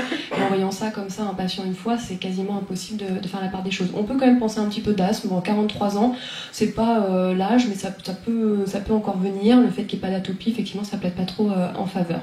Donc, dilatation de bronches, asthme, effectivement, BPCO non tabagique aussi. Donc, comme on n'a pas trop moyen de faire le diagnostic comme ça là, en consultation, on part un peu sur la gamme asthme, pathologie bronchique, donc on met un traitement corticoïde, salmétérol selon les recommandations, elle s'améliore quand même, et puis quand elle revient vous voir, elle vous dit qu'elle crache toujours aussi sale. Donc vous demandez un scanner thoracique, qu'est-ce que vous voyez? Je ne sais pas si vous avez l'habitude de regarder des scanners ou pas. C'est assez gros, effectivement. Donc on a des bronches qui sont assez grosses, ouais. Donc là on a un scanner en coupe transversale, le patient il a les pieds vers nous, on descend du haut vers le bas comme ça. Donc en haut on voit plein de petites taches blanches, ça c'est des petits signes de micronodule bronchiolaire, bon peu importe, c'est des signes d'infection. Et ensuite en bas, là on voit effectivement, alors on va les voir ici, que les bronches, donc là comme ça, là comme ça, comme ça, comme ça, tout ça, elles sont vraiment énormes, leur paroi elle est toute blanche, on n'est pas censé voir la paroi des bronches, hein. Elle est hyper épaissie. Et puis on voit déjà des endroits où c'est carrément des paquets blancs comme ça, là. Qu'est-ce que c'est ça à votre avis, là, tous ces paquets blancs là? Ouais, c'est du mucus, c'est de l'impaction mucoïde, comme on dit. Ça, c'est du mucus, et les bronches, elles sont pleines de sécrétions. Donc ça vous confirme votre diagnostic de BPCO, de dilatation de bronche. On ne peut faire le diagnostic que sur un scanner, la dilatation de bronche. Évidemment, ça va orienter l'interrogateur, le fait de tousser, cracher, propre, sale, c'est vraiment en alternance comme ça. Le mécanisme de la dilatation des bronches, on a des bronches qui sont soit malades de base, donc les grandes pathologies pourvoyeuses. Donc qu'est-ce que vous connaissez comme ça qui donne la dilatation des bronches? Muco, ouais. Ouais, l'asthme. Séquelles de tuberculose, déficit en alpha-antitrypsine, ça donne plus de l'emphysème, ça peut donner.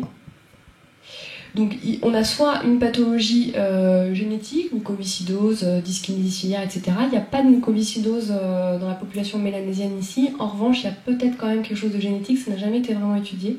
C'est dommage, ça pourrait être un sujet parce qu'il y a énormément de dilatation des bronches chez les mélanésiens. Alors on incrimine beaucoup le feu, on incrimine le nickel, etc. En vrai, on ne sait pas trop et on pourrait peut-être trouver quelque chose de génétique aussi dans le Pacifique. Ça intéresse des collègues en métropole, on va voir ce que ça donne.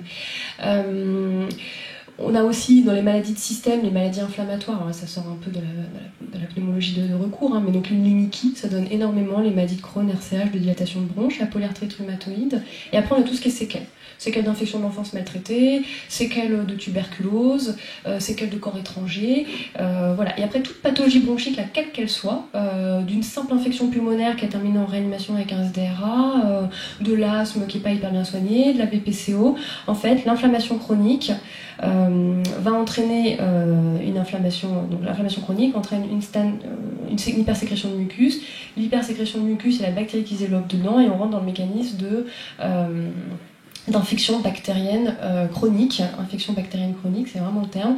Donc la bactérie se développe, elle donne de l'inflammation, ça donne du mucus, le lit pour la bactérie qui se développe, qui donne de l'inflammation, du mucus, etc., etc., etc.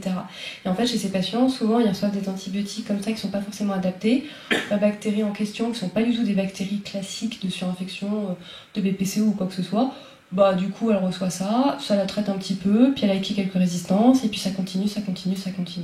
Et ça finit par détruire les bronches et on arrive à des tableaux comme ça.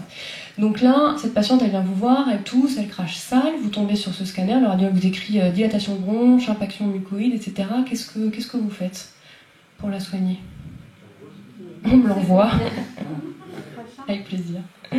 Examen des crachats, ouais. Avant, alors on l'envoie évidemment, il faut qu'elle soit vue hyper rapidement. Avant toute chose, c'est vraiment le message principal, les dilatations de bronches, parce qu'on en reçoit quand même beaucoup qui ont reçu pas mal d'antibiotiques en ville, probablement parce que le diagnostic n'est pas forcément connu, parce qu'aussi on n'a pas forcément la culture de ce qu'il faut faire. Ces patients, il faut jamais leur mettre d'antibiotiques sans documentation de microbiologie.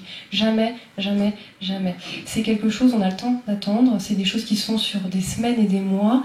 Ils vont pas faire une détresse respiratoire aiguë c'est pas une pneumopathie communautaire, ils vont pas se retrouver en réanimation dans les 2 jours sur une surinfection de leur dilatation des bronches, jamais. On a toujours le temps de se poser, de faire la documentation, là c'est au choix, ECVC, fibroscopie bronchique, donc si vous n'arrivez à avoir aucun rendez-vous, vous pouvez aussi nous appeler. Là je crois qu'il faut que Tamala tu t'en débrouilles, mais il faut qu'elle ait une fibro demain, au plus tard d'organiser le rendez-vous, et c'est vraiment les patients, il faut qu'on en fasse des fibros si jamais l'examen des crachats n'est pas contributif, parce que parfois ils crachent, mais en fait au moment de faire l'examen des crachats, alors déjà le labo leur dit c'est le matin à jeun, donc ça non, l'examen des crachats on en est vraiment revenu, même les BK crachats, c'est terminé l'histoire de à jeun le matin, on peut faire ça n'importe quand dans la journée, mais les patients au moment où il y a le pot est craché, ils crachent plus rien, et puis après c'est à la séance de kiné qu'il y a un gros crachat qui sort, mais ils n'ont pas le pot, enfin bon, on n'y arrive jamais, et ou alors ils crachent et puis on nous dit salivaire, ou alors on nous dit il n'y a rien dedans. Donc si jamais c'est pas contributif, c'est vraiment une question de fibro qu'il faudrait qu'on puisse avoir le plus large possible, tous, pour essayer d'endiguer le phénomène, parce que c'est des patients qui traînent longtemps avec ça. Donc vous connaissez la bactérie phare qui adore se développer là-dedans? Le PIO, Pseudomonas aeruginosa, c'est la bactérie de la dilatation des bronches. Honnêtement, je pense que là, depuis le début de l'année, sur des tableaux comme ça, cette patiente existe vraiment. Il y avait un PIO in fine dans la fibroscopie. Je pense que c'est quasiment au moins 1 par mois. Donc ça revient quand même assez vite où ça s'arrange pas. Et puis on fait une fibro et puis en fait, il y a du PIO. Le PIO, il n'est pas du tout sensible aux antibiotiques Péros. Il est un peu sensible au quinolone. Mais en tout cas, il n'est pas sensible aux monothérapie. Donc c'est des antibiotiques en perfusion intraveineuse. Donc vous lui faites un examen des crachats, elle a eu sa fibroscopie bronchique, dans tous les cas où alors elle ne l'a pas encore eu, le temps qu'elle ait son rendez-vous chez l'ophtalmologue, on va dire 4-5 jours, qu'est-ce que vous lui prescrivez en attendant? La kiné, j'ai entendu, ouais. La kiné. Alors là, on a beau mettre des antibiotiques, de toute façon, tant qu'on ne va pas extérioriser, c'est du pu en fait, ces impactions mucoïdes, tant qu'on ne va pas tout extérioriser, ça va continuer à s'infecter. C'est vraiment comme une plaie collectée sur la main. Tant qu'on vide pas, ça peut pas aller mieux. Donc il faut vraiment vider. C'est des indications kiné en urgence, jour férié, quoi qu'il arrive, tous les jours, jusqu'à ce que ça aille mieux. Et après, ça reste la base du traitement de la dilatation des bronches. S'il n'y a qu'une seule chose à retenir, c'est de la kiné, et les patients, il faut leur marteler la tête. C'est de la kiné quand ça va pas bien, ça généralement, ils sont contents, ça les soulage, mais surtout quand ça va mieux.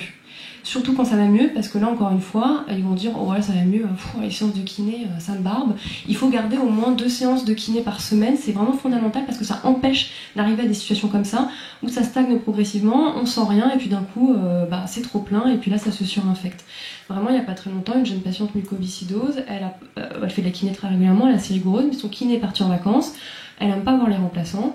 Et donc, elle vient me voir parce qu'elle fait une surinfection bronchique, parce qu'en fait, ça s'est infecté sur les 4 semaines de vacances de son kiné. Au bout de la dernière semaine, et bien finalement, elle s'est mise à toucher un peu, cracher un peu, etc. Et hop, surinfection de dilatation de bronche, pseudomonas, etc. Donc c'est vraiment le traitement de référence. Et je vous ai mis la suite. Et comme spray à visée respiratoire, qu'est-ce que vous mettriez là, si vous en mettez un? Là, on l'avait mis du Symbicort, ça vous paraît adapté? Ouais.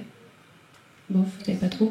De la dilatation des bronches, le traitement de référence, si jamais le patient a essoufflé, c'est les bronchodilatateurs. Ça a vraiment été démontré pour le coup que les corticoïdes inhalés, ça favorisait les infections, ça favorisait les surinfections. Là, ça a vraiment été démontré. Ouais, il faut tout retenir. Donc, dilatation des bronches, bronchodilatateur.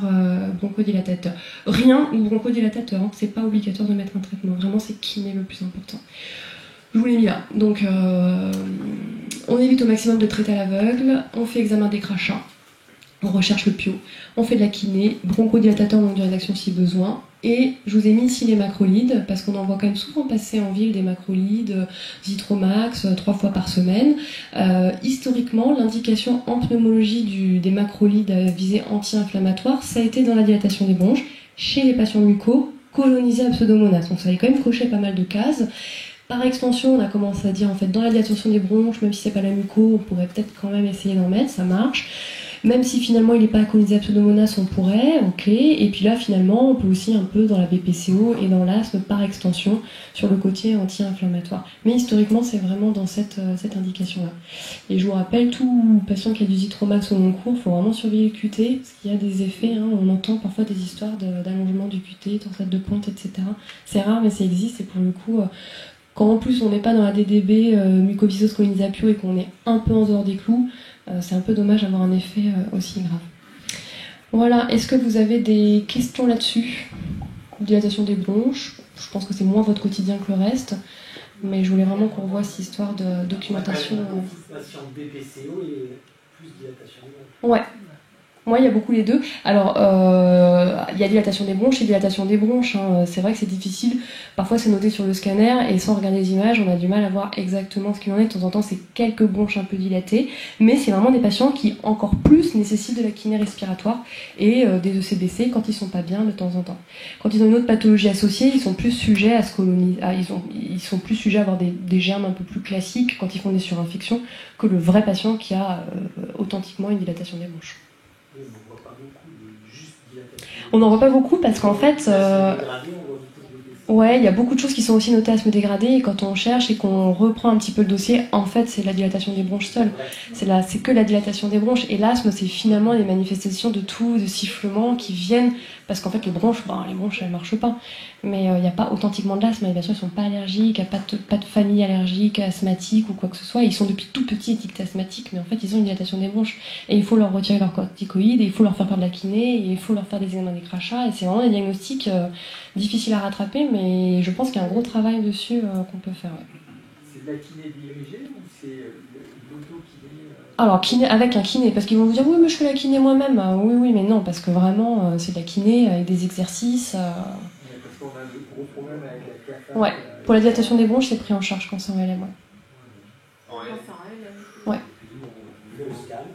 La dilatation des bronches, c'est souvent des patients qui, de toute façon, vous allez voir, ils vont avoir une fonction respiratoire.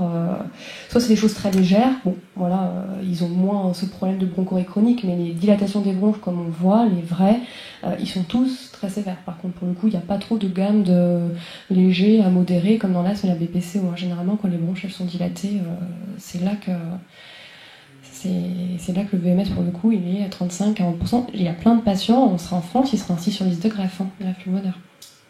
C'est largement sous-diagnostiqué, sous-traité, sous-évalué ici. Ouais, un patient qui tousse et qui crache sale de temps en temps. Alors, l'asthme aussi, hein, on peut tousser, cracher un peu sale, et puis on met en place un traitement. C'est pour ça que là, on avait commencé, on met un corticoïde inhalé, comme un patient un peu asthmatique, on voit ce qui se passe. Si c'est un asthmatique, il va aller mieux, et terminé, il crachera plus. Parfois, on peut même cracher un peu sale alors que c'est pas infecté, juste tellement il y a d'inflammation. Mais si en revanche, avec un traitement de fond, on continue à avoir ces épisodes de toux et de crachat, là, il y a quelque chose qui cloche sur la bronche, c'est sûr. Le patient n'a pas les moyens de faire l'avance des frais. Pour le scanner pour le scanner, là j'ai pas la réponse. Ouais. J'ai pas la réponse. Il n'y a pas d'autre moyen que passer un scanner pour voir. Du macrolide, finalement, j'ai pas compris si tu maintenais l'indication. Bon, les macrolides, là, ça sort vraiment de la pneumologie, ouais, c'est pneumologue et c'est discussion avec des collègues normalement, c'est pas pneumologue dans son coin tout seul. Donc je vous l'ai juste mis là parce qu'on les voit passer de temps en temps. C'était pour savoir d'où ça sortait cette histoire de macrolide que maintenant on mettait même dans la BPCO. On peut les mettre dans la dilatation des bronches, ça marche très bien. Ok, on avance et donc on termine avec les apnées du sommeil.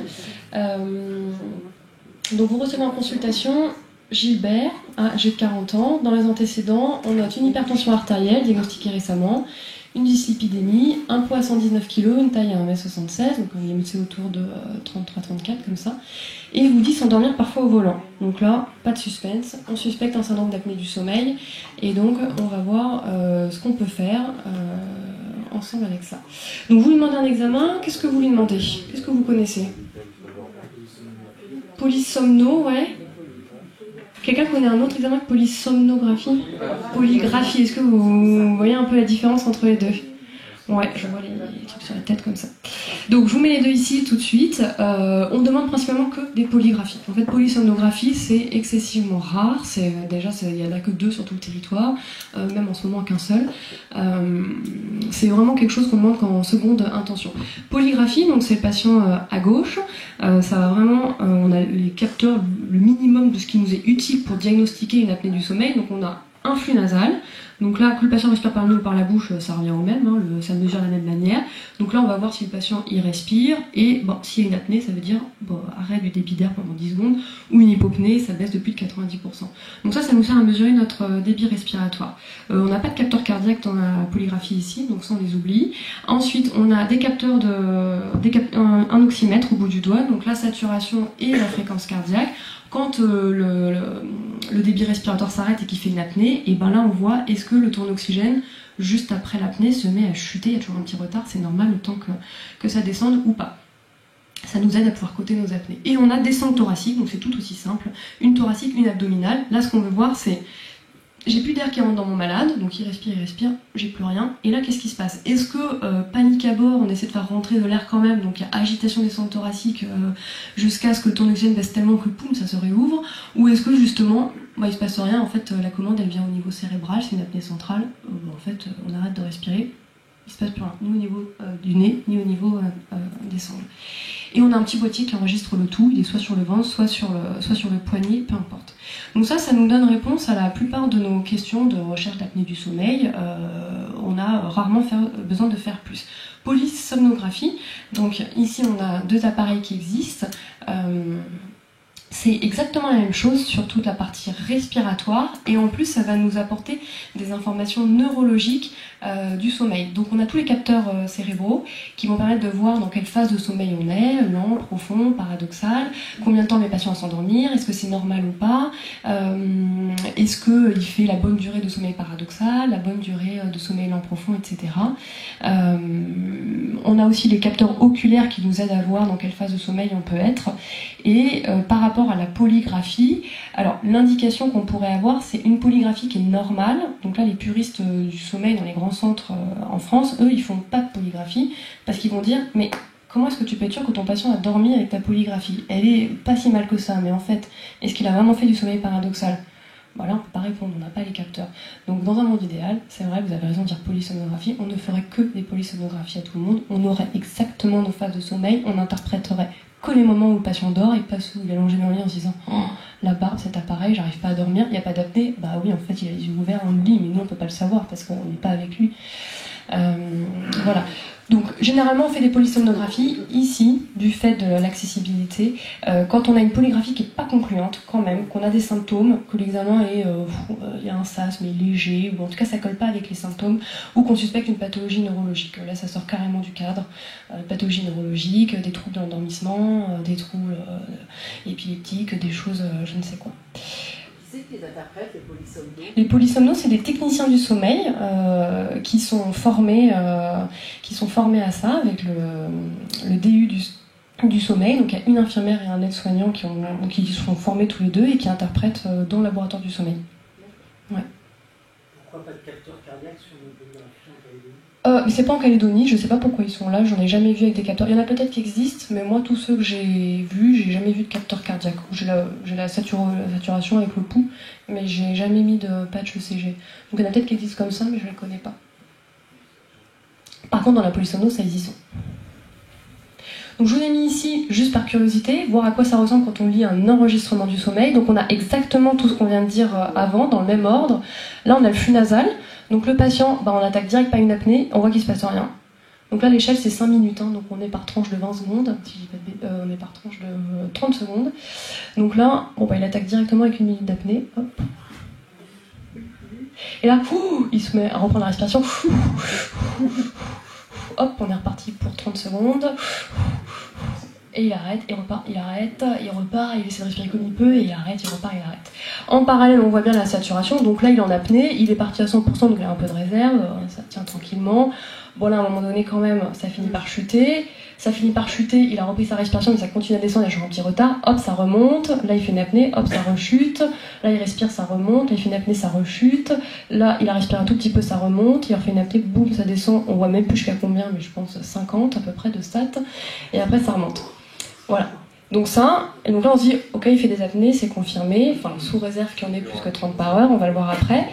Et donc on regarde les sangles, est-ce que c'est la commande qui dit, on arrête de respirer, on n'a pas besoin, parce qu'il y a un problème neurologique, un AVC, je ne sais quoi, ou est-ce que c'est, en fait on aimerait bien respirer, mais juste il y a quelque chose qui bloque, en 1 l'obésité, en 2 tout un tas d'anomalies ORL qui peuvent exister. Donc là on voit, donc on est en phase d'apnée, les sangles quand même, elles bougent bien, hein, elles essaient de se battre comme elles peuvent, et alors là le patient il respire, ça fait des mouvements énormes, parce qu'en fait on essaie de prendre le plus d'air possible, et puis après c'est reparti pour une apnée, mais là quand même ça lutte, c'est reparti, on respire à fond le plus qu'on peut, ça lutte, on respire, etc. Toute la nuit comme ça. Et on voit le pouls en dessous qui s'accélère un petit peu, qui redescend, qui s'accélère, qui suit la saturation. Donc, on a un diagnostic d'obésité. Pas forcément. Pas forcément, parce qu'il peut y avoir des anomalies ORL qui peuvent donner ça. Alors, il y a plein de choses qui existent au niveau ORL, hein, des cornets qui sont pas très bien placés, des polypes dans le nez, des amygdales chez l'adulte, des amygdales linguales qui peuvent avoir repoussé, obstrué. Avec des sangles qui bougent. Comment ? Avec des sangles qui bougent. Ah ouais, avec des sangles. Tout ce qui est obstructif, ça donne des sangles qui bougent. Ça, là, on est dans un diagnostic de SAS obstructif. Voilà, obstructif, obésité en 1. Conformation anatomique en 2, et il y en a vraiment, et d'ailleurs les patients qui sont minces avec des apnées comme ça, ils se sentent stigmatisés parce qu'ils se disent mais c'est que des gens obèses et moi j'ai des apnées alors que je suis tout mince. Mais il y en a quand même beaucoup, quasiment 10% des SAS obstructifs sont des patients minces qui ont quelque chose au niveau RL qui va pas bien. Qu'on peut soigner, mais parfois non. Parfois non parce que il faudrait faire une chirurgie d'avancée mandibulaire, des accents à l'articulation temporomandibulaire, enfin des trucs qu'on peut faire chez les enfants jusqu'à 14-15 ans, mais après c'est beaucoup trop douloureux, puis ça change la forme du visage en plus. Voilà, donc là on est sur un SAS obstructif, sous réserve qu'il y en ait toute la nuit, mais généralement quand ça commence à bien désaturer comme ça, et là il est que 23 heures, donc on se dit qu'on a probablement des apnées. Donc là c'est la polygraphie du patient. Qu'est-ce qu'on regarde dessus ? Bon, je vous ai encadré parce que j'imagine que c'est pas du tout votre rayon. Donc quand on sort un examen comme ça, c'est pas du tout, c'est juste par curiosité pour que vous sachiez de quoi on parle après. On a beaucoup d'informations. De toute façon, en général, on a toujours beaucoup de chiffres quand on commence à lire des polygraphies, avoir des relevés de ventilation. Mais il faut pas perdre de vue qu'il n'y en a que 3 qu'il y a que 3 informations importantes. Bon, elles sont toutes importantes, mais 3 vraiment importantes. En 1, l'IAH, index apnée hypopnée, et là on voit qu'il est à 63 par heure. Qu'est-ce que vous connaissez vous comme norme d'IAH ? Vous vous rappelez un petit peu les normes là ? 40, j'entends, 5, 30, 15, 30 appareillages, ouais, on va les revoir juste après. Au-delà de 30 en tout cas, vous pouvez être sûr et certain que c'est trop, quoi qu'il arrive. Ensuite on regarde combien de temps de la nuit ce qui passe avec une saturation inférieure à 90%, ça c'est hyper important. C'est vraiment hyper important parce que là, vous voyez qu'il y a quand même 20% de la nuit où il y a une saturation qui est inférieure à 90%. C'est quand même beaucoup, hein. La norme c'est moins de 10, mais en fait, en vrai, on est quand même mieux quand c'est 0. Hein. Donc vraiment, ça c'est quelque chose, il faut que ça soit recontrôlé par la suite. Le patient, qu'il soit parié, qu'il soit opéré ou je ne sais quoi, il faut qu'on s'assure que sa saturation, elle ne reste pas plus de 20% de la nuit à moins de 90, parce que là, c'est pas bon du tout. Et ensuite, on regarde qu'est-ce qu'on a comme genre d'apnée. Donc, on se met ici. Ici, on voit qu'on a des apnées obstructives, 247 dans la nuit, une seule apnée centrale, donc là on n'est vraiment pas dans un syndrome d'apnée centrale, et des hypopnées, 250, donc un mélange des deux, apnée et hypopnée. Donc on n'a que 3 choses à regarder, l'IAH, le temps de saturation inférieur à 90 et le type d'apnée. Donc je vous ai remis ici l'IAH, à combien est-ce qu'il doit être. Un IAH normal, c'est moins de 5. 1, 2, 3, 4. À partir de 5, déjà, c'est pas normal. De 5 à 14, donc c'est un SAS léger. De 15 à 30, c'est un SAS modéré. Et plus de 30, c'est un SAS sévère. Voilà, bon ça, il n'y a pas de solution à part le connaître. Ensuite, les critères d'appareillage, je vous les ai remis ici quand même, parce que c'est des choses qui font partie vraiment de la prise en charge du patient. Donc on associe à la fois des symptômes cliniques avec l'index d'apnée-hypopnée. Donc il faut quand même que le patient soit symptomatique. On ne fait pas un dépistage d'apnée du sommeil si le patient n'a aucun symptôme, il ne se plaint de rien. En fait, s'il n'est pas du tout fatigué, s'il ne s'endort pas, s'il ne fait pas de sieste, s'il ne fait pas pipi la nuit, etc., c'est refusé par la CAFAT. La prise en charge, l'appareillage du patient est refusé par la CAFAT. Donc il faut vraiment qu'on ait 3 symptômes entre la somnolence diurne, des ronflements, donc là il faut demander au conjoint généralement, la sensation d'étouffement, ça vraiment quand ils la décrivent souvent c'est d'eux-mêmes qui viennent consulter parce que ça les fait vraiment flipper, ils se réveillent en pleine nuit, ils font des cauchemars où ils étouffent, ils se réveillent comme ça, c'est vraiment horrible. La fatigue diurne, le fait de faire pipi la nuit, donc c'est souvent les urologues qui nous envoient les patients, très souvent les patients ils commencent par aller voir l'urologue, je fais pipi la nuit et puis en fait on s'aperçoit qu'il a 65 apnées par heure, on lui met une PPC, il se lève plus une seule fois et je me dis bah on m'a quand même changé la vie. Et les céphalées matinales. On a 3 de ces symptômes et on est à H supérieur à 30, il n'y a pas à discuter, on met une machine d'appareillage du sommeil. Donc qui peut prescrire une mise en route d'appareillage du sommeil? Des médecins formés au sommeil, d'accord? Donc peut-être certains d'entre vous vont se former, je crois qu'il y a quelques médecins qui ne sont pas pneumologues qui sont en train de se former, donc tant mieux. Dès qu'on a la capacité, on peut ensuite prescrire les appareillages. Si on a des apnées entre 15 et 30, et que le patient a un risque corporel sévère, globalement il s'endort au volant, il s'endort au travail, j'ai déjà eu un patient qui était sur des échafaudages, des choses comme ça, et un coup de barre, là, même si on n'est pas à plus de 30, c'est aussi pris en charge par la CAFAT. Et entre 15 et 30, il faut avoir une comorbidité cardiovasculaire ou respiratoire grave, donc là, bon, c'est à viser plus intellectuel, hein, mais hypertension artérielle résistante, donc il faut avoir au moins 3 antihypertenseurs, de l'ACFA qui récidive, de l'insuffisance cardiaque, maladie coronaire, AVC ou une insuffisance respiratoire, BPCO sévère ou un asthme mal contrôlé. Voilà, bon ça, c'est le LPP, c'est tiré d'Amélie, c'est ce que la CAFAT utilise. Eux, de toute façon, la CAFAT, c'est clair et net, s'il n'y a pas 3 symptômes notés sur l'ordonnance, ils ne regardent même pas le dossier, ils renvoient ça. Donc, il faut... Il y a des pneumos qui sont vraiment plus habilités que d'autres à gérer les problèmes d'apnée du sommeil? Non. Non, le fait d'être pneumologue donne d'office la capacité de sommeil. Après, il y en a qui ont le desk de sommeil en plus, le DU du sommeil en plus. En pratique, pour le DU du sommeil, il est plus intéressant pour ce qui est après la pathologie complexe du sommeil. Mais en pratique courante, pour la PPC, c'est vraiment le niveau 1 du sommeil. Niveau 1. Bon, il va mieux. On lui a mis en place une petite PPC. Il revient vous voir. Et puis, il est plus du tout fatigué. Il fait plus du tout pipi. C'était véridique. Et puis, il vous demande de renouveler sa prise en charge de PPC. Et là, vous vous dites, c'est pas mon métier. Est-ce qu'il y en a qui ont déjà renouvelé des PPC ici? Oui, tout le monde. Hein. Ouais. Ok. Couteau sous la gorge, je sais. Donc, je suis d'accord. On prescrit des appareillages. Il faut assumer derrière. Il faut pas hésiter, pour mes patients en tout cas, il ne faut pas hésiter à me les renvoyer pour que je m'en occupe.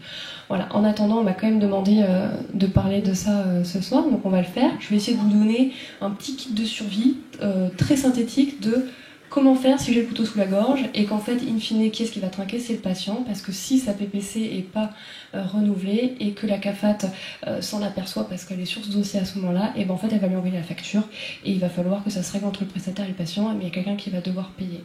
Et la CAFAT, elle ne veut rien entendre. Elle est là, s'il n'y a pas d'ordonnance, et de PEC rempli, on ne paye plus. Donc, renouveler une PPC, en pratique, c'est pas si compliqué que ça. c'est comme tout, donc il y a une partie médicale, c'est ce qu'on va voir ce soir, et il y a une partie administrative, là c'est des papiers à remplir, donc on va voir ça également. Donc la partie médicale, c'est comme tout traitement, de manière générale, on essaie déjà de voir si ça marche. Donc on a la partie subjective, on va interroger le patient, est-ce qu'il est mieux? En 1, s'il vous dit, non mais moi la PPC, je la supporte pas, bon bah là c'est pas des patients avec lesquels il faut que vous dealiez vous, il faut nous les renvoyer, ça c'est obligatoire. Donc qu'est-ce que lui pense de sa machine, est-ce qu'il se sent mieux? Et après on a quand même la chance vraiment d'avoir une partie objective avec des relevés de ventilation, et on a la chance d'avoir des prestataires qui travaillent hyper bien ici et qui nous aident, qui nous épaulent vu le volume de patients appareillés qu'il y a, qui nous facilitent réellement la tâche en nous fournissant des relevés de ventilation. Donc on va voir cette partie médicale par la suite. Jamais. Comment? Nous, jamais. Jamais. Alors normalement ils sont on va y venir après. Et ensuite il y a la partie administrative. Donc là, la DEP, c'est une petite feuille bleue qui est vraiment une feuille de pneumologue, en tout cas de médecin du sommeil à remplir. Donc ça, vous n'avez jamais à la remplir. Et il y a une PEC, une prise en charge, une feuille verte qu'on remplit pour toutes les pathologies qu'il faut remplir au diagnostic et tous les 4 ans. Donc parfois ça tombe sur l'année, il faut la remplir. Bon, il y a juste à signer et à mettre que le SAS va bien avec la PPC. Et il faut faire une ordonnance pour la CAFAT où on stipule poursuite de la PPC pour 1 an. Ok. Donc, relevé de ventilation, normalement pour renouveler, donc, le LPP stipule particulièrement que peuvent mettre en route des machines, donc les médecins qui sont formés au sommeil. Dans les services hospitaliers, c'est aussi autorisé quand ça vient de l'hôpital, notamment en réanimation. Et ensuite pour le renouvellement, pour le 4e renouvellement, donc c'est généralement au bout de plus d'1 an de mise en route de machine, les médecins généralistes peuvent exceptionnellement le faire si le patient le demande et sous réserve d'avoir un relevé de ventilation. Donc déjà ça commence mal quand j'entends que vous n'avez pas les relevés, parce que vraiment c'est la condition, en tout cas c'est écrit noir sur blanc, c'est un texte de loi finalement, qui note qu'il faut que vous puissiez avoir accès à l'observance du patient sur la machine. Donc ça, il faut à tout prix qu'on puisse travailler dessus pour que vous ayez les relevés, parce que c'est vrai qu'on ne peut pas renouveler la machine si on n'a pas le relevé, ça c'est sûr et certain. Pour les demandes, les prestataires nous les font suivre. Ah ouais. Et certaines fois, moi dans mon expérience, on commence à avoir une habitude des prestataires. Ouais. Certains prennent l'habitude quand même d'associer. Ouais. Alors, ils les font. Avant ou au moment où ils Exactement. En fait, ce qui se passe, c'est que les relevés sont quasiment tous générés de manière assez régulière et vont sur un serveur que nous on a et auquel on a accès. Et le patient, et donc nous on se connecte et on a les relevés quasiment en direct. Effectivement, ils ne sont pas forcément fournis aux patients. Il faudrait que ça puisse être le cas. En tout cas, dès qu'on appelle, parce que ça nous arrive quand même aussi très très souvent de pas avoir les relevés, dès qu'on appelle le prestataire du patient, ça c'est quasiment 99% des cas, on reçoit le relevé dans notre boîte mail, honnêtement, en 2-3 minutes. Ils sont vraiment tous hyper réactifs, il n'y a jamais aucun problème là-dessus.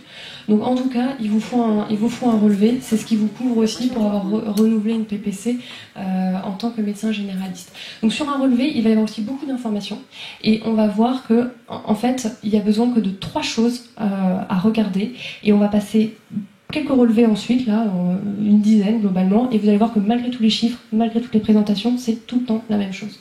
Il faut que l'observance moyenne soit supérieure à 4h30.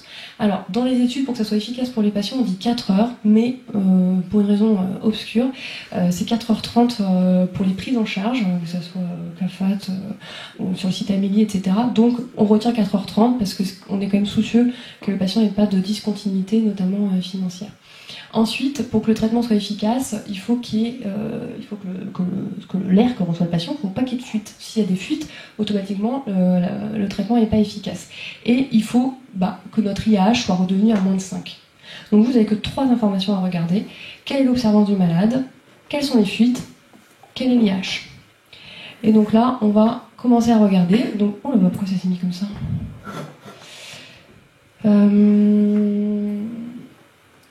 Fuite et ça va pas. Bon, donc là, c'est le relevé d'un des premiers prestataires qu'on a sur le territoire, donc il s'appelle Pacific Care. Bon, là, je vais le passer parce qu'il manque la moitié des informations. Donc, le deuxième relevé, qui vient de Respire, qui est notre deuxième prestataire, qu'est-ce que vous voyez là? Donc, on a dit en 1, observance moyenne. Vous la voyez à combien là? 0,26 heures, donc ça nous fait quoi? Ça à peu près 10 minutes par nuit. Donc là, est-ce que le patient met bien sa machine? Non, ok, on zappe, c'est même pas la peine que vous le receviez. C'est pour vous, la définition elle est très précise, vous pouvez renouveler que si le patient met sa machine. Il met sa machine, il faut qu'il y ait un nombre d'heures par 28 jours qui est de 112 ou 119, je sais plus, mais en moyenne ça revient à 4 heures et quelques par nuit. Le patient il met pas sa machine, là vous lui dites non, mais là vous retournez voir votre pneumologue et vous voyez ça avec lui. Donc on peut regarder le reste aussi, mais dans tous les cas, l'avantage c'est qu'elle fuit pas, et l'avantage c'est qu'il n'y a plus d'apnée. Après sur les 10 minutes où il la met, si en plus ça fuyait, ça veut dire qu'il met le masque et que en plus les 10 minutes où il met la machine, alors qu'il est probablement assis en train de se dire qu'est-ce que je vais faire avec cette machine, ça se mettrait à fuir. À fuir. Ok, deuxième relevé. Qu'est-ce que vous voyez là? Observance? C'est parfaite, mais alors si vous regardez en dessous, 17 sur 60. Alors qu'est-ce qu'il fait le patient là?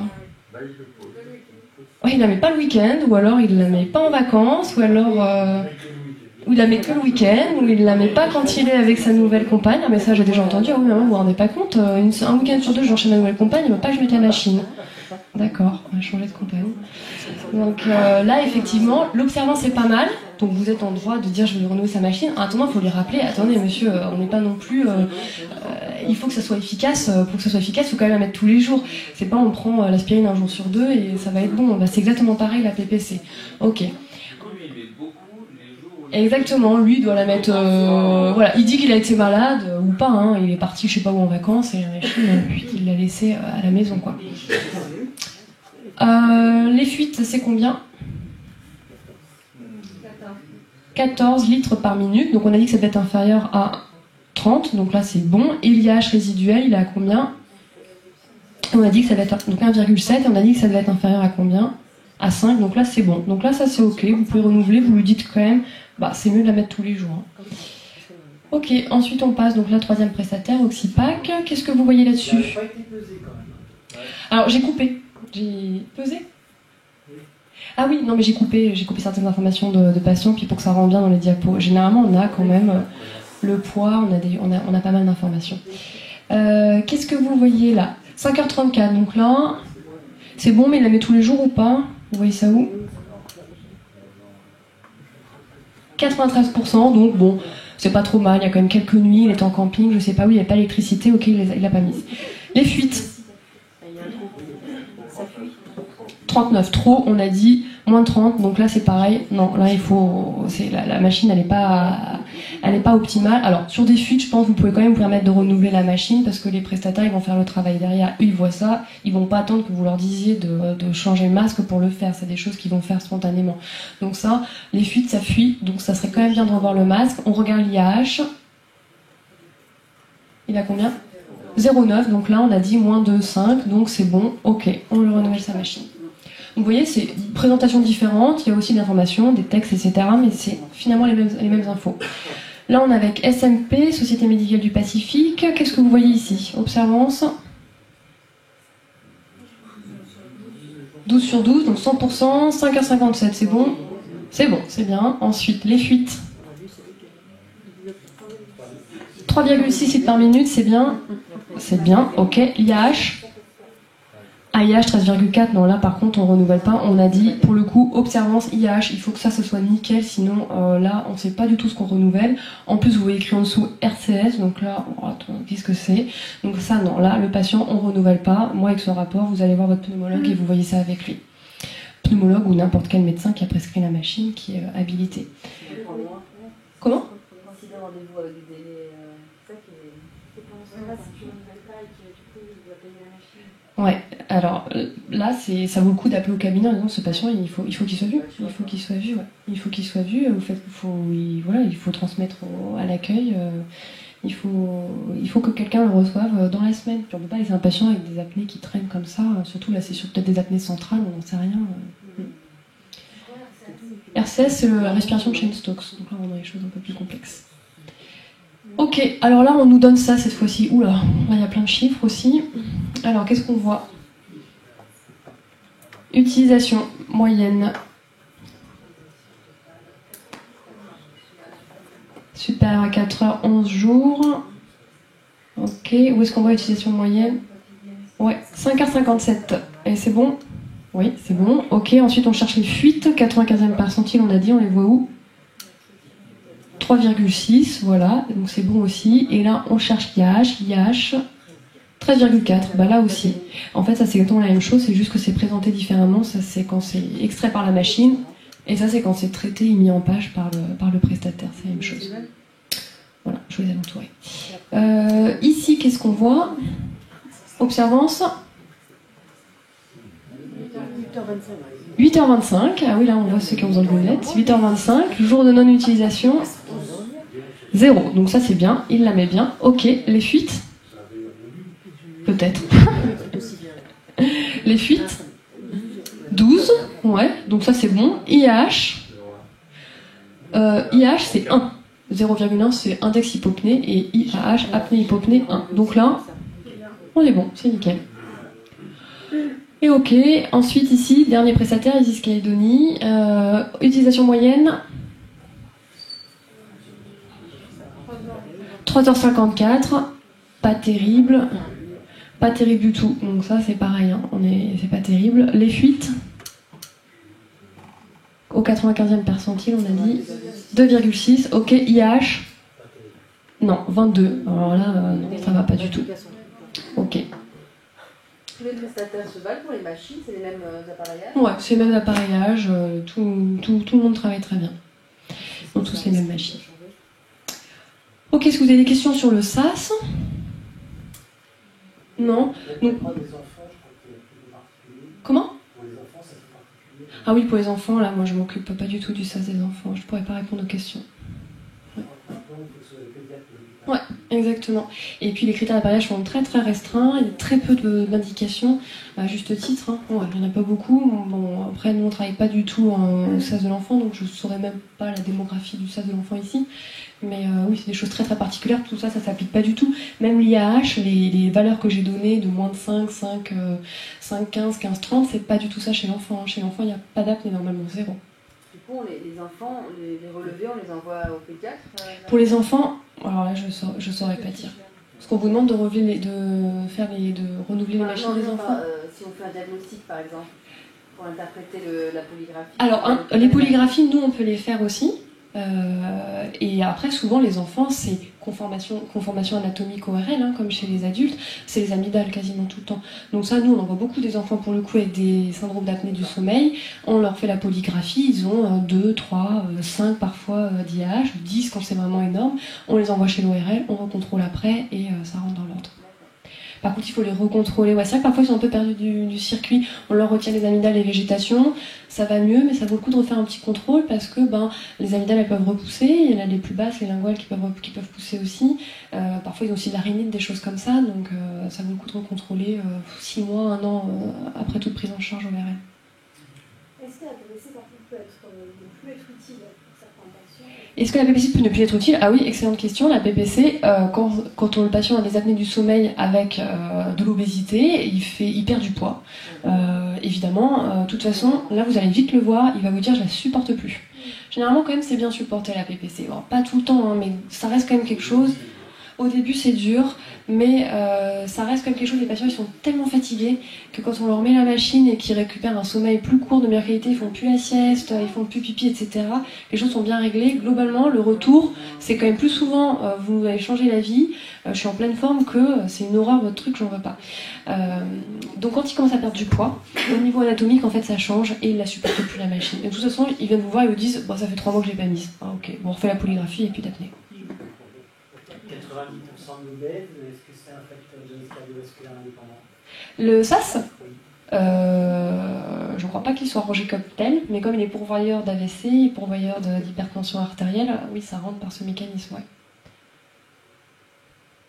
Il fait partie du bilan, normalement, dépistage, du bilan qu'on fait dans le diagnostic de l'hypertension artérielle.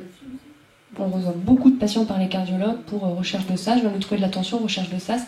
Généralement, ils ont un SAS. Enfin, quand ils ont un SAS, parfois, ça permet d'empêcher de mettre un traitement ou de réduire le traitement antihypertenseur parce qu'on contrôle mieux la tension quand on soigne les apnées du sommeil.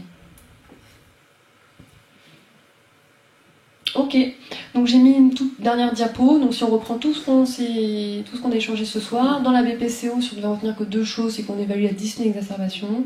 Dans l'asthme, c'est que maintenant, c'est le Symbicort, notre nouvelle ventoline.